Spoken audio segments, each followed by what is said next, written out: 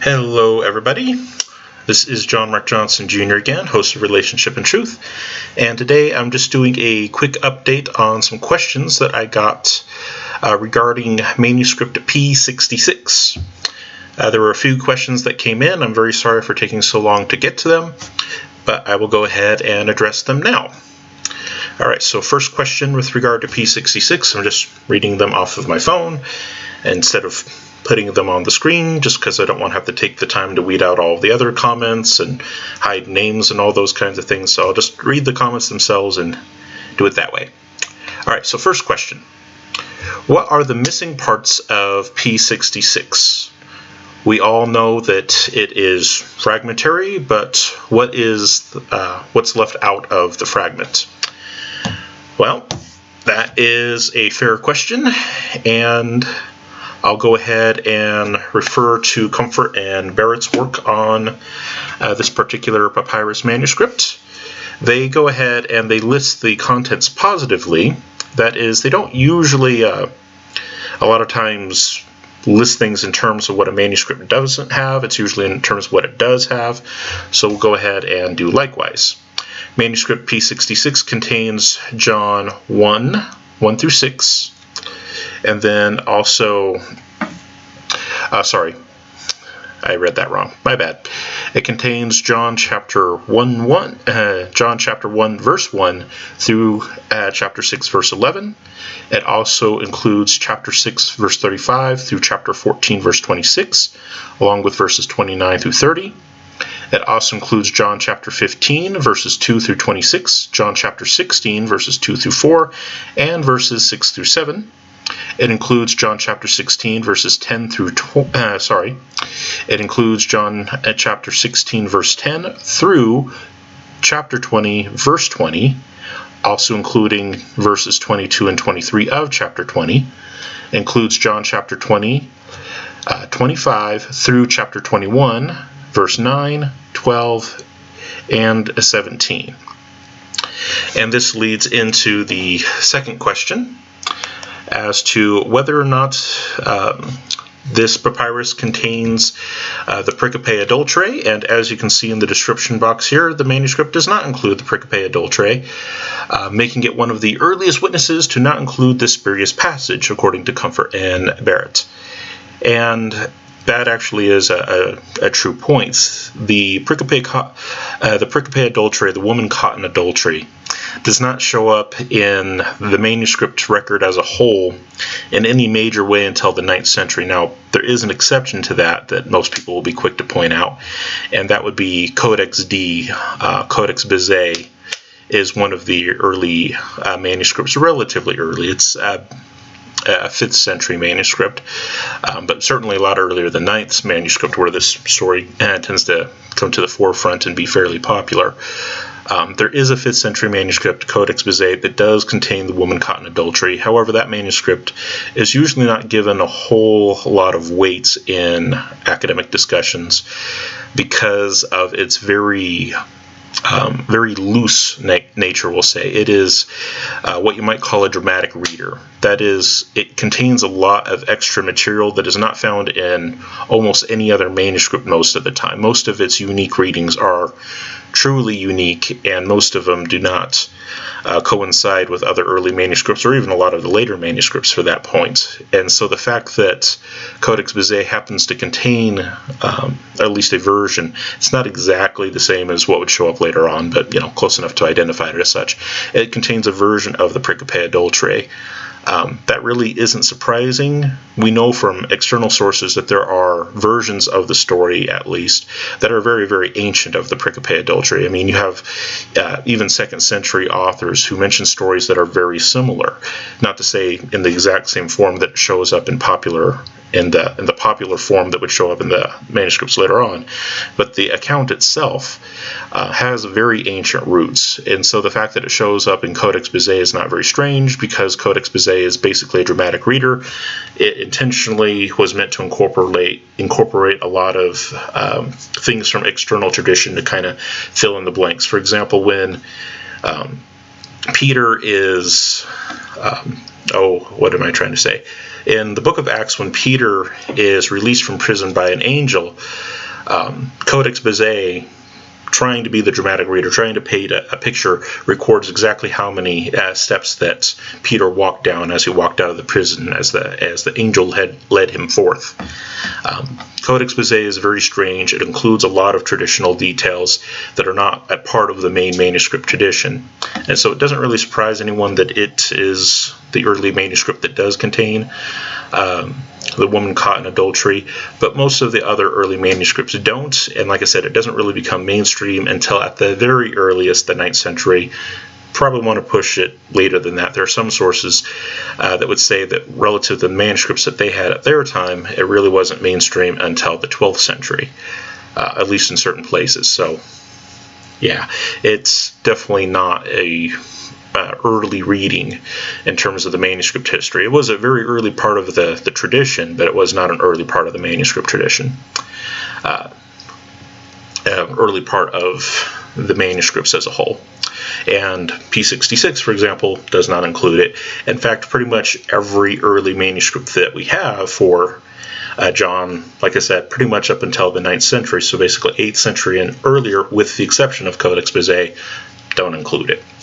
So P66 does not include the Pericope Adulterae. Most of the other early manuscripts don't either. As to what it includes, it's basically just parts of the Gospel of John as listed here. Another question that I got, I no longer am able to find it in my list of comments anymore, and that's because if I leave a comment around too long, YouTube will usually wind up deleting that comment. It's like after 60 days or something like that. And so it's no longer on the feed anymore, but I remember what it was. One person asked if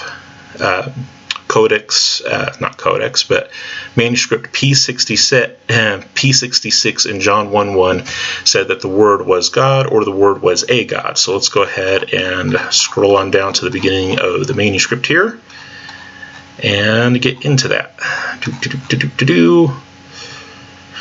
Alright, so John 1:1, in arche ein halagos, so in the beginning was the Word, kai halagos ein pros ton theon, and the ton theon has to be supplied because that part of the manuscript is damaged there. Like I said, the manuscript is fragmentary, there's parts that are left off. Excuse me. That have been worn away with time, and so you have to supply some of the earlier readings. So kai halagos ein pros ton theon, that would be, and the Word was toward he who is God, and then the phrase that would be under consideration for this person, does P66 teach that the Word was a God or the God? Kai theos ein halagos would be that key phrase.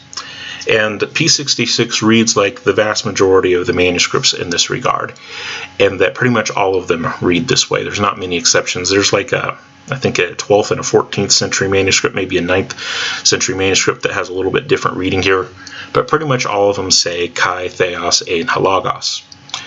And the way that this is usually translated is, and the Word was God. And when it says the Word was God, does it mean the God proper, as in the true God, or does it mean that the Word was a God, another God in addition to the main God, is what a lot of people have in mind. And the problem for a lot of people is that the theos, which here in nomina sacra form, it just has 2 letters with a line above it. That's nomina sacra. It's a very common abbreviation that we find in the manuscripts. Basically, first letter or sometimes first couple of letters of a very common word, and then they'll have a final letter or sometimes a final couple of letters to tell you the case of the word, how it's being used in the sentence, and then an overbar to let you know that this is abbreviation. They basically took out all the stuff in the middle.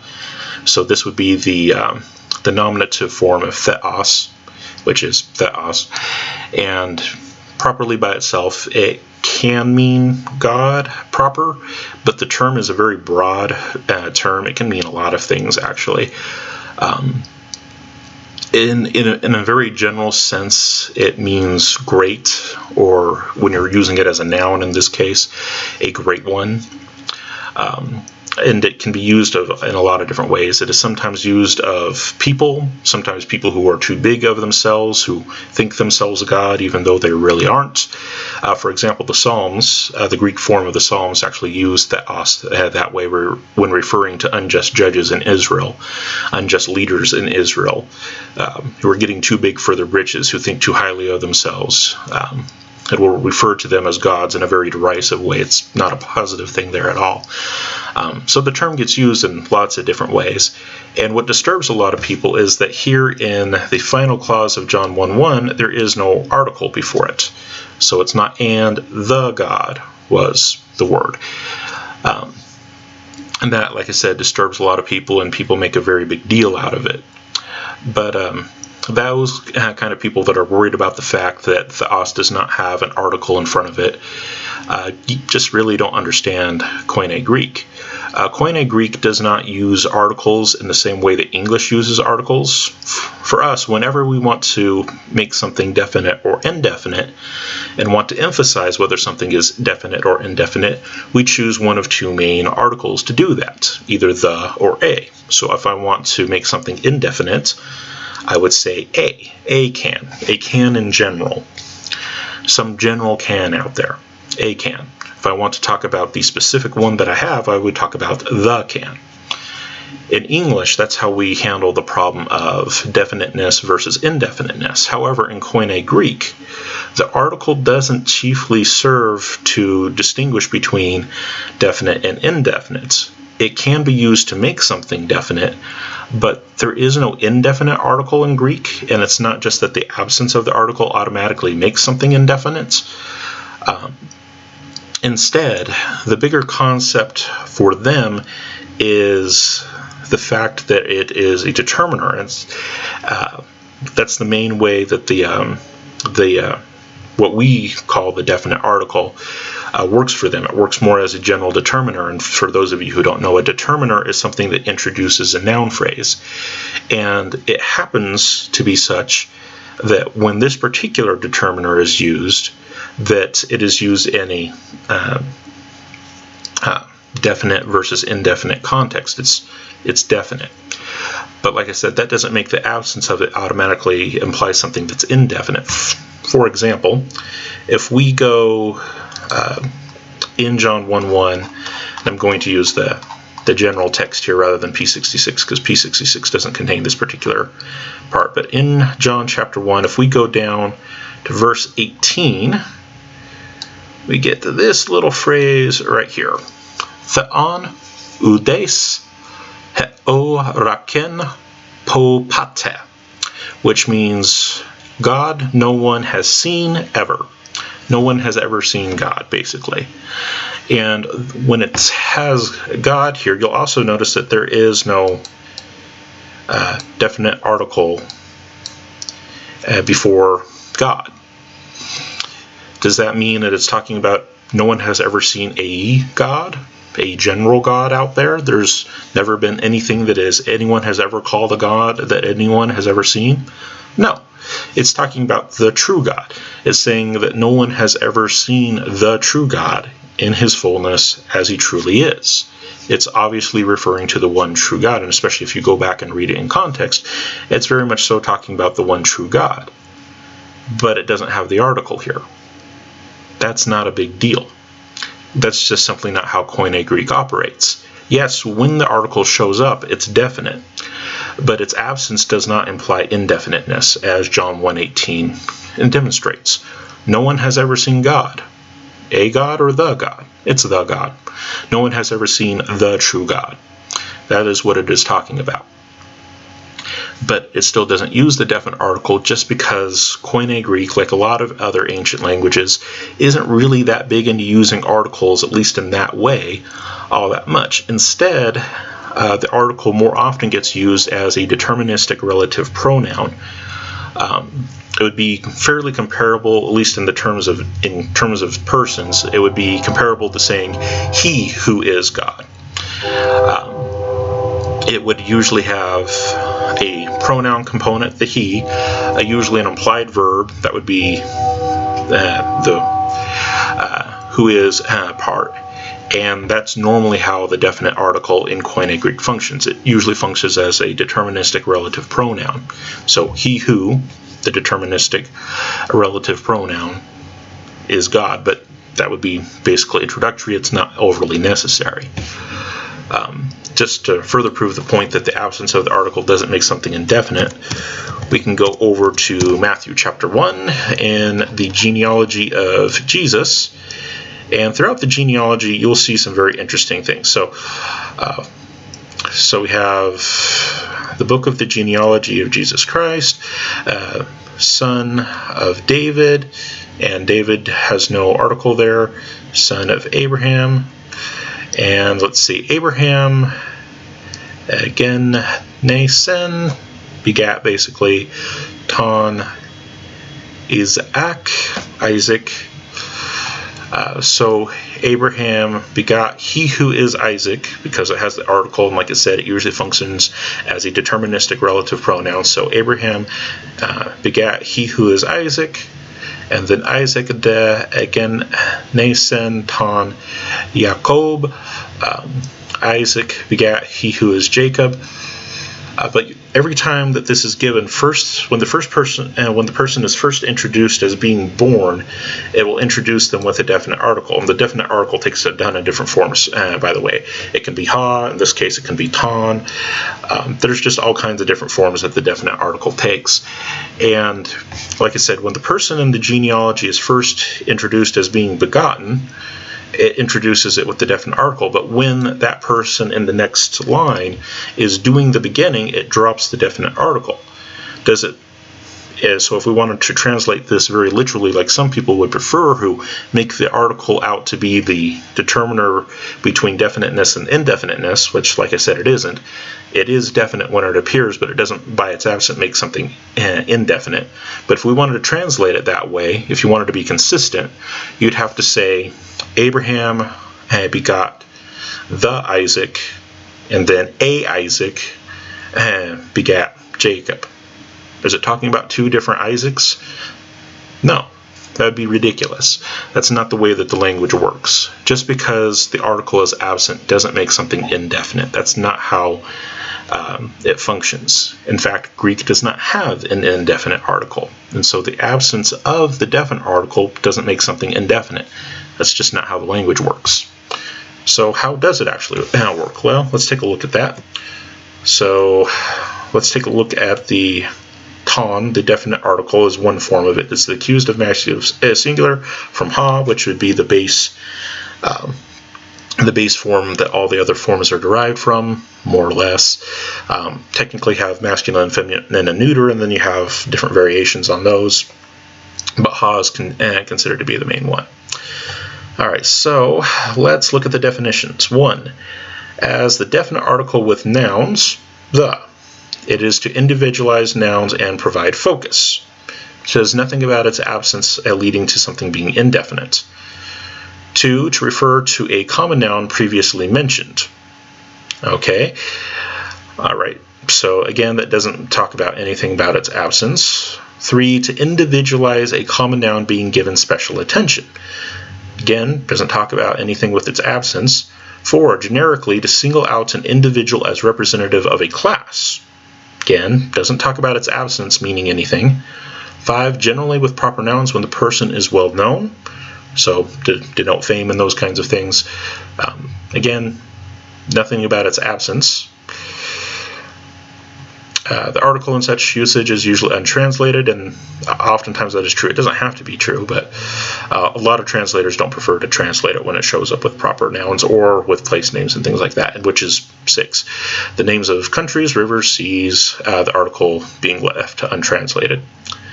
7. With nouns accompanied by a genitive to show possession, since the possession indicates a definite noun.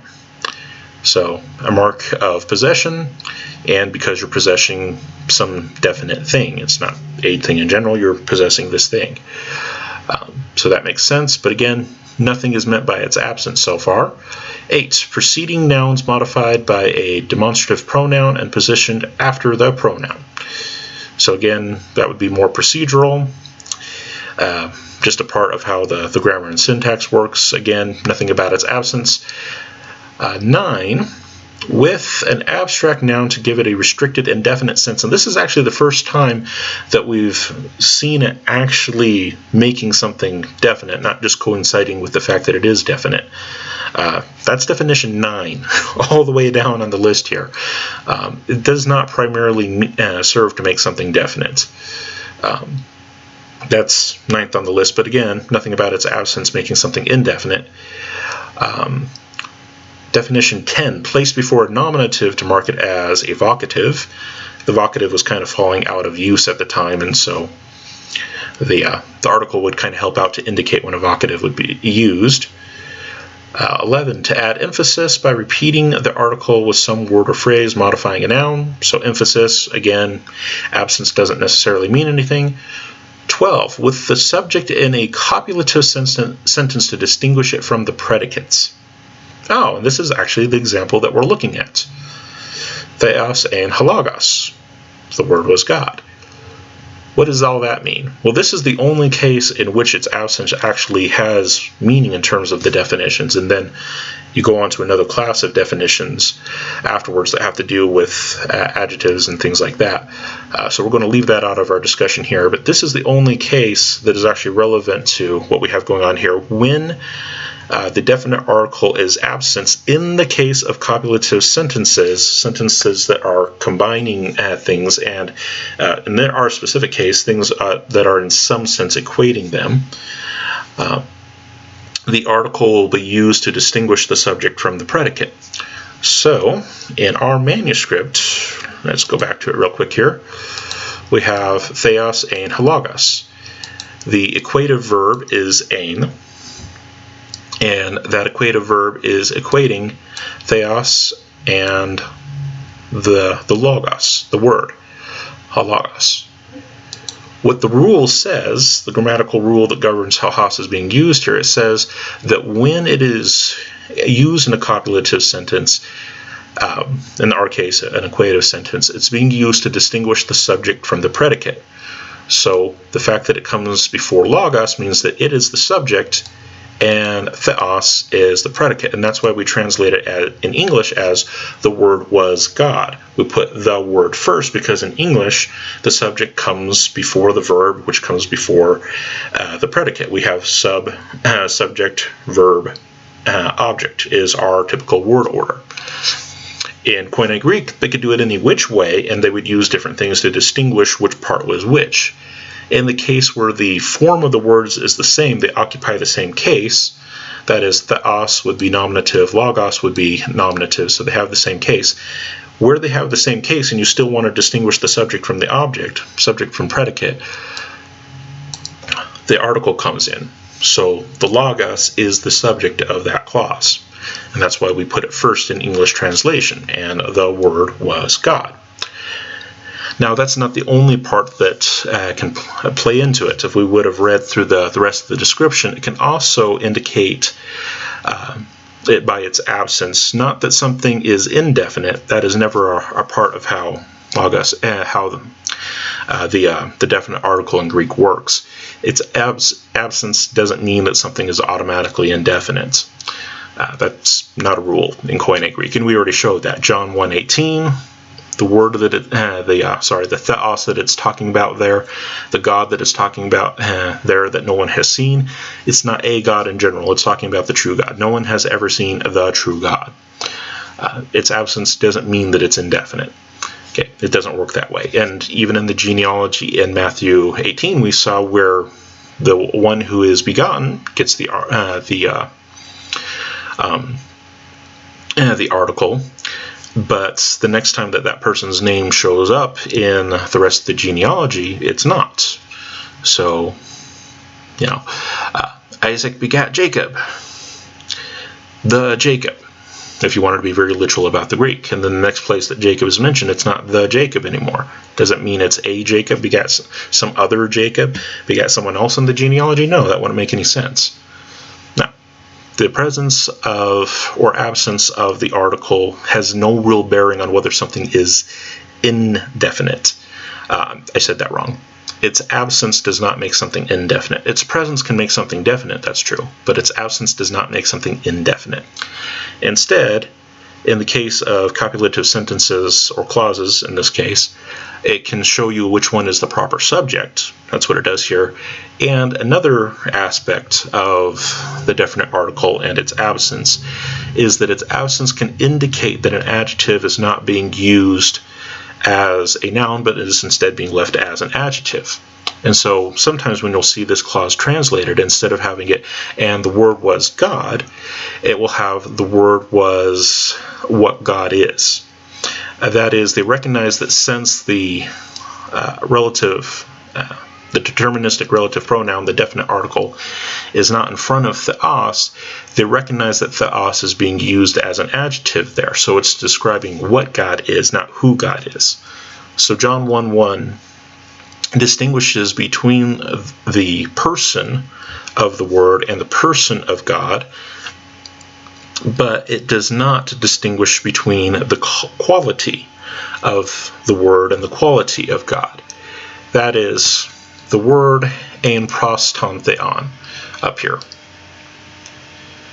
So, kai halagos ein proston theon, and the Word was toward, with, in the very near presence of the God, referring to the person. So the person who is the Word is in relationship with the person who is God proper, whom we would call the Father.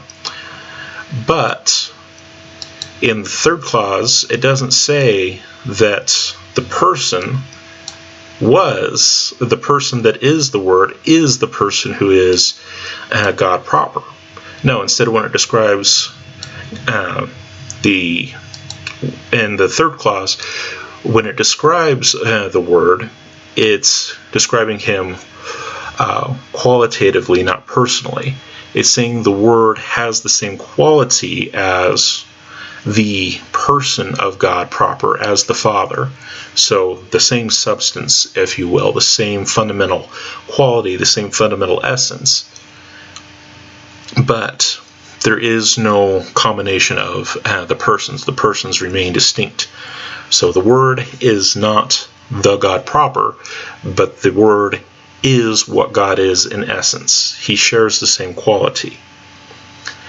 That's a little bit more of a subtlety that you don't see brought out in a lot of the translations. Technically, though, when it's God is being used in that final clause of John 1:1, we'll go ahead and bring that back up. It's being used as an adjective, not as a noun. So in the beginning was the Word, and the presence of the definite article in Greek indicates that it's being used personally. So in beginning was the person of the Word, and the Word was with God, and that time God is articulate, does have the Greek definite article there, and so that use of God is personal. So, and the Word, the person of the Word, was with the person of God, being the Father that we call him. And the Word was God. In that time, God is not preceded by the article, and so that is actually an adjective. And the fact that the article shows up with Word and not God tells us that the Word is the proper subject. That's why we reverse the order from the Greek. So, and the Word, which is the proper subject, was qualitatively God. Not personally. He is not who God the Father is. He's a different who, but he is the same quality. He's the same substance. That may have been a little bit more than that particular person was asking, but hopefully it gets the point across. Even in P66, the theos that shows up in the third clause of John 1:1, where it says, and the Word was God, this clause right here, that usage of God does not have the definite article before it. And that's the case in P66, and that's the case in most of the manuscripts, the vast majority of them. Does that mean that it's talking about a God, that it makes the Word something that is indefinite? No. Now, lack of the article does not make something indefinite. You can go on down to John 1:18, where it's talking about the God that no one has seen, and that one also doesn't have the definite article in the Koine Greek. That doesn't mean that it's talking about no one has ever seen a random God out there. No, there's plenty of false gods that people have made with their own two hands that people have seen, and hopefully have seen them to be false. But that the absence of the article doesn't make it a God general out there. Now, instead, by context, we know that it's talking about the true God. No one has ever seen the true God. Okay, so absence of the article doesn't make something indefinite.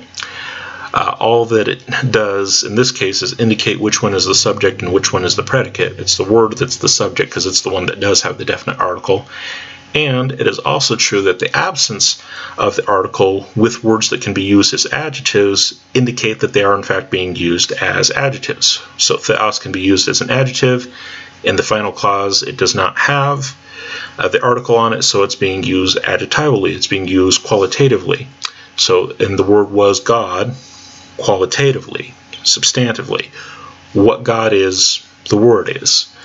It's not saying that the word is the person of God proper. It's not saying that in Trinitarian terms that the Father is the Son.